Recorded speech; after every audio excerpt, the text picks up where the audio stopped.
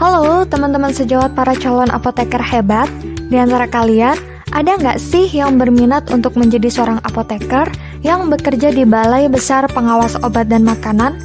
Kalau kamu satu di antaranya, yuk kita belajar bareng apa aja sih yang harus disiapkan untuk bisa bekerja di Balai Besar Pengawas Obat dan Makanan.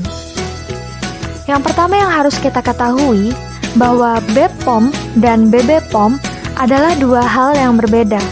BPOM adalah Badan Pengawas Obat dan Makanan, sedangkan BBPOM atau Balai Besar Pengawas Obat dan Makanan merupakan salah satu dari 3 unit pelaksana teknis BPOM. Unit pelaksana teknis BPOM itu sendiri merupakan satuan kerja yang sifatnya mandiri. Mereka melaksanakan tugas teknis operasional maupun penunjang di bidang pengawasan obat dan makanan. Jadi, BBPOM ini berada di bawahnya BPOM dan bertanggung jawab kepada Kepala Badan POM. Kemudian apa sih tugas dari BBPOM? Seperti yang sudah kita sebutkan di atas tadi, BBPOM ini melaksanakan tugas teknis operasional di bidang pengawasan obat dan makanan pada wilayah kerja masing-masing sesuai dengan ketentuan peraturan perundang-undangan. Untuk melaksanakan tugas tersebut, BBPOM dapat menjalankan beberapa fungsi sebagai berikut. Yang pertama, BBPOM dapat menyusun rencana, program, dan anggaran di bidang pengawasan obat dan makanan. Yang kedua, BBPOM dapat melaksanakan pemeriksaan fasilitas produksi maupun fasilitas distribusi obat dan makanan, serta fasilitas pelayanan kefarmasian.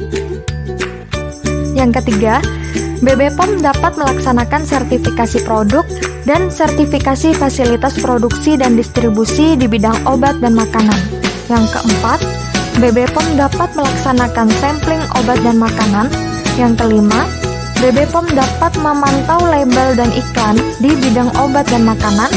Yang keenam, BBPOM dapat melakukan pengujian obat dan makanan, baik secara rutin maupun dalam rangka investigasi dan penyidikan. Yang ketujuh, BBPOM dapat melakukan penyidikan terhadap pelanggaran ketentuan peraturan perundang-undangan di bidang obat dan makanan. Yang kedelapan, BBPOM dapat memantau peredaran obat dan makanan melalui siber. Yang kesembilan, BBPOM dapat mengelola komunikasi, informasi, edukasi, serta pengaduan masyarakat terkait pengawasan obat dan makanan. Yang ke-10, BBPOM dapat memantau, mengevaluasi, serta melakukan pelaporan terkait dengan pengawasan di bidang obat dan makanan. Yang ke-11, BBPOM dapat melaksanakan urusan tata usaha dan rumah tangga di bidang obat dan makanan, serta yang terakhir, BBPOM dapat melaksanakan fungsi lain yang diberikan oleh Kepala Badan POM. Selanjutnya, kita akan mempelajari tentang beberapa dasar hukum yang digunakan sebagai landasan kerja di Balai Besar Pengawas Obat dan Makanan. Yang pertama ada Undang-Undang Nomor 5 Tahun 1997 tentang psikotropika. Kemudian ada Undang-Undang Nomor 35 Tahun 2009 tentang narkotika, serta Peraturan Pemerintah Republik Indonesia Nomor 44 Tahun 2010 tentang prekursor, di mana ketiga dasar hukum ini mengatur peredaran psikotropika, narkotika, dan prekursor secara tepat. Kemudian juga menjamin ketersediaannya untuk kepentingan kesehatan dan pengetahuan, serta menjaga masyarakat dari penyalahgunaannya.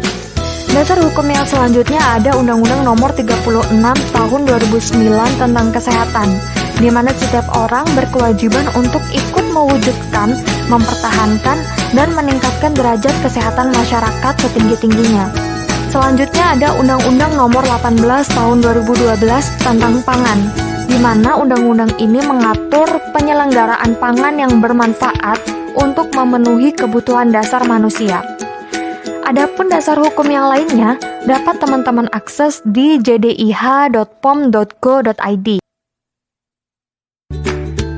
Oke, itu tadi beberapa hal yang perlu kita pelajari terkait Balai Besar Pengawas Obat dan Makanan.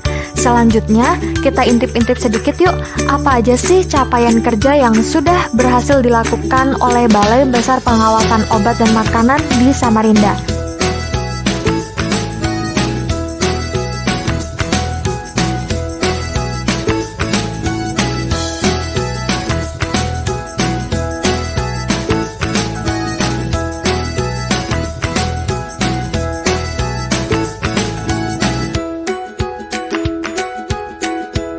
Oke teman-teman, cukup sekian dulu belajar bareng kita hari ini. Selamat mempersiapkan diri untuk menjadi apoteker hebat dimanapun kalian berada.